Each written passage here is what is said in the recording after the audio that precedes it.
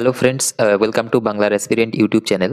আজকে প্রায় বিকেলবেলা থেকেই একটা চারিদিকে হাহাকার পড়ে গিয়েছে বিভিন্ন ইডব্লিউএস ব্যাপারে। ইডব্লিউএস এর যে কেসের আজকে শুনানি ছিল সেই ব্যাপারে বিভিন্ন হোয়াটসঅ্যাপ গ্রুপে মেন যে টপিকটার কথা আজকে বলছি সেটা হচ্ছে ওয়েস্ট বেঙ্গল পুলিশ রিক্রুটমেন্ট 2024-এর ইডব্লিউএস সংক্রান্ত যে মামলাটির শুনানি ছিল আজকে হাইকোর্টে। সেই মামলার যে আপডেটটা পাওয়া গিয়েছে বা লাইভ শুনানি প্রায় সবাই দেখেছে, তো সেখান থেকে যে বিষয়টা উঠে এসছে তো সেটাই আমি বলবো। প্রথমত এই ইডব্লিউএস এর মামলাটি যেটা ছিল এটা রিক্রুটমেন্টের নোটিশে যে অনওয়ার্ডস কথাটা ছিল সেই অনওয়ার্ডস কথাটার উপরে এই মামলাটা টিকে আছে। যে কোন সালের সার্টিফিকেটটা গ্র্যান্ট করা হবে সেটাই হচ্ছে এই মামলার মেন বিষয়। তো আমি এখানে দেখাই অ্যাকচুয়ালি রিক্রুটমেন্টে কি ছিল সেটা একটু দেখাই, তারপরে বলছি যে এই মামলাটার অ্যাকচুয়ালি কি নিয়ে হচ্ছে।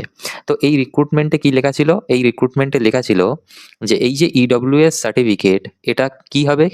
এই রিক্রুটমেন্টে ইডব্লিউএস সার্টিফিকেট ভ্যালিড হবে for the year 2023-2024 or onwards. এইটা হচ্ছে মেন জিনিস, এই যে অর অনওয়ার্ডস।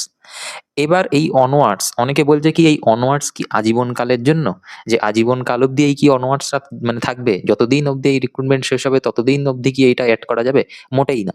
তার পরের লাইনটা পড়তে হবে, during checking of the testimonials on the date of interview.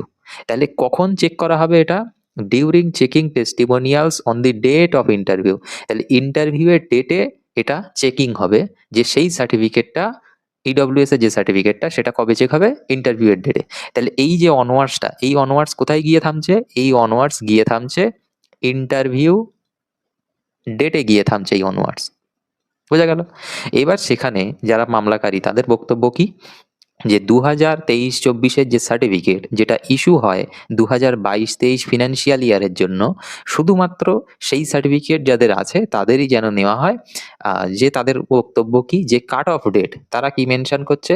যে কাট অফ ডেট। এই কাট অফ ডেট অ্যাকচুয়ালি কি? কাট অফ ডেট হচ্ছে তাদের কথা যে ফর্ম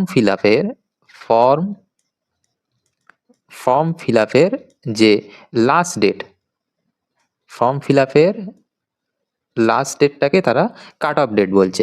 যে এই তারিখের মধ্যে যাদের ইডব্লিউএস সার্টিফিকেট আছে, যেটা 2023-24-এর সার্টিফিকেট, ফিনান্সিয়াল ইয়ার 2022-23-এর, তাদেরই নেওয়া হবে। অনওয়ার্ডসটা তারা চাইছে না। কিন্তু নোটিফিকেশনে অনওয়ার্ডস আছে।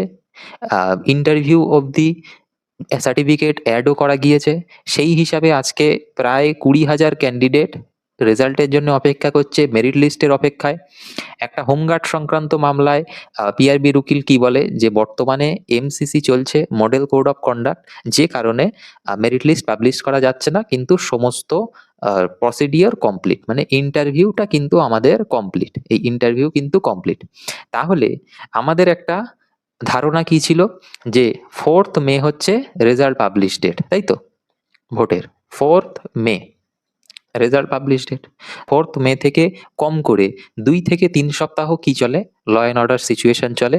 বিভিন্ন জায়গায় বিভিন্ন রকম ঝামেলার, সেটার একটা সামাল দিতে গিয়ে পুরো সরকারি ব্যবস্থা সেটার উপরে দাঁড়িয়ে থাকে বা সেটার উপরে নজর থাকে। তো সেই সময় মনে হয় না, বা কারোরই হয়তো আমার সাথে সবাই একমত থাকবে যে সেই সময়ে কোনো রিক্রুটমেন্টের রেজাল্ট আমার মনে হয় না যে দেবে, বা কারোরই সেটা ধারণা নেই। কিন্তু আজকের শুনানিতে যারা মামলাকারী তাদের উকিল একটু টেকনিক্যালি উনি একটু অবশ্যই তিনি মামলা করেছেন মানে তারও জেতার মানে আশা আছে, তিনি জিততেই অবশ্যই মামলাটা করেছে। তো তার কথা কি ছিল? যে তিনি বলছেন যে একটা মানে ওয়ান ক্লিক অফ বাটন, মানে একটা ক্লিকেই নাকি রেজাল্ট চলে আসবে 4th মের পরেই। মানে সেটা যাতে এগিয়ে আনা যায় শুনানির ডেট, এটাই হচ্ছে মেন মোটিভ। এখানে কিছু একটু উকিলদের মধ্যে একটু এগুলো চলে যাতে প্রত্যেকেই জিততে চায় কেসে। তো সেটা আমার ম্যাটার না, সেটা আমি জাস্ট বললাম যেটা আমি শুনানিতে দেখেছি। এইবার শুনানিতে কি হয়েছে সেটা বলি। প্রথম কথা, শুনানিতে হয়েছে আজকে পিআরবির একটা রিপোর্ট ফাইল করার কথা ছিল। কি রিপোর্ট ফাইল করার কথা ছিল? 11ই মার্চ 2026-এ এই ইডব্লিউএস এর কেসের যে শুনানি ছিল সেখানে পিআরবিকে একটা রিপোর্ট ফাইল করতে বলা হয় যে এই অনওয়ার্ডস এর ব্যাপারে। মানে অ্যাকচুয়ালি এই যে সার্টিফিকেটগুলো নেওয়া হবে সেই সার্টিফিকেটগুলো কোন সালের নেওয়া হবে, অনওয়ার্ডস এর ব্যাপারটা কি, সেটার একটা মানে তথ্য প্রকাশ করে একটা রিপোর্ট আকারে কোর্টকে দিতে হবে। তো সেটা পিআরবি দেয়নি, অথবা দিলে সেটা অ্যাফার্ম ফরম্যাটে ছিল না। তো সেই কারণবশত সেটা যিনি জাস্টিস ছিলেন তিনি বললেন যে পরবর্তী শুনানিতে সেটা দেওয়ার জন্য। এই হচ্ছে শুনানি। এবার সেখানে মামলাকারীদের যিনি উকিল আছেন তিনি বললেন যে 4th মের পরে যেহেতু এই এমসিসিটা উঠে যাচ্ছে তাতে নাকি পিআরবি সাথে সাথেই রেজাল্ট দেবে। এর মধ্যে যদি রেজাল্ট দিয়ে দেয় তাহলে এই কেসের কিছুটা হলেও একটু মানে যেটা ওনার বক্তব্য যে একটু ডিফিকাল্ট হয়ে যাবে। যে যদি মানে অ্যাপয়েন্টমেন্ট দিয়ে দেওয়া হয়। তো সেক্ষেত্রে এই ধরনের কথাবার্তা বলার পরে সেখানে যেটা বলা হয় যে একটা লাস্টে যিনি জাস্টিস ছিলেন তিনি একটা লাইন বললেন যে any action taken during the writ petition shall abide by the result of this. তো এর অ্যাকচুয়ালি মানেটা কি বোঝায় যে এই যে রিট পিটিশনটা চলছে, এই যে কেসটা চলছে, এই রিট পিটিশন চলাকালীন কোনো রকম গৃহীত যে অ্যাকশন নেওয়া হবে, কোনো রকম গৃহীত যে পদক্ষেপ যদি কিছু নেওয়া হয়, মানে অ্যাকচুয়ালি বোঝা যাচ্ছে যদি কোনো রেজাল্টও পাবলিশ করে দেওয়াও যদি হয়, তাহলে এই যে রিট পিটিশন, এই যে রিট পিটিশন, এই রিট পিটিশনের যে ফাইনাল যে জাজমেন্ট দেওয়া হবে সেটা কিন্তু তার উপরে কিন্তু নির্ভর থাকবে।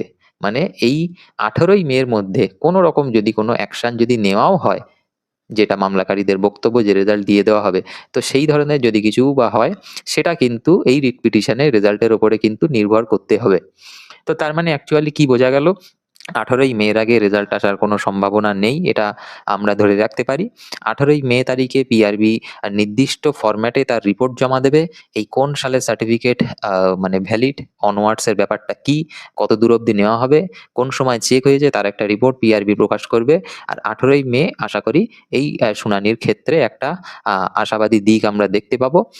আর যেটা বলার আরেকটা জিনিস এখানে চাওয়া হয়েছে যে এই যে 2023-24 যে সার্টিফিকেট, এতে নাম্বার অফ ক্যান্ডিডেটস কি চাওয়া হয়েছে? নাম্বার অফ ক্যান্ডিডেটস, কত সংখ্যক ক্যান্ডিডেটস আছে যাদের এই 2023-24 সার্টিফিকেট আছে, যেটা ফাইন্যান্সিয়াল ইয়ার 22-23 ক্ষেত্রে দেওয়া হয়, এবং এই মানে ইয়ারের পরে এই যে অনওয়ার্ডসে কতজন ক্যান্ডিডেট আছে, এই দুটো জিনিস কিন্তু প্রকাশ করতে বলা হয়েছে বা এই দুটো ডেটা কিন্তু চাওয়া হয়েছে। কি বোঝা গেল? যে 2023-24 যে সার্টিফিকেট মানে 2023-24 যেটা এখানে মেনশন আছে তাতে কতজন ক্যান্ডিডেট আছে, আর এই অনওয়ার্ডস মানে তার পরের সালগুলোতে কত ক্যান্ডিডেটস আছে, এই দুটো নাম্বার কিন্তু চাওয়া হয়েছে। এই দুটো নাম্বারও সেই দিন আশা করি আমরা 18ই মেতে জানতে পারবো। তো দেখা যাক 18ই মেতে কি হয়, সেটা আমরা অবশ্যই দেখতে পাবো। আর এই কেসের এখনো ইন্টারিম যে অর্ডার কপি, আজকের যে কপি এখনো পর্যন্ত আপলোড হয়নি। ইন্টারিম অর্ডার কপি আসলে অবশ্যই আপলোড করলে আমি সেটা নিয়ে আরেকটা ভিডিও বানাবো যে তাতে কি লেখা আছে। এটা আমি জাস্ট শুনানি যেটা দেখেছি সেই হিসাবে আমি ভিডিওটা বানালাম। তো ভিডিওটা যদি ভালো লাগে একটা লাইক করে দিও আর চ্যানেলটাকে সাবস্ক্রাইব করে রেখো, এরকম আপডেট পরবর্তী সময় আমি দিতে থাকবো।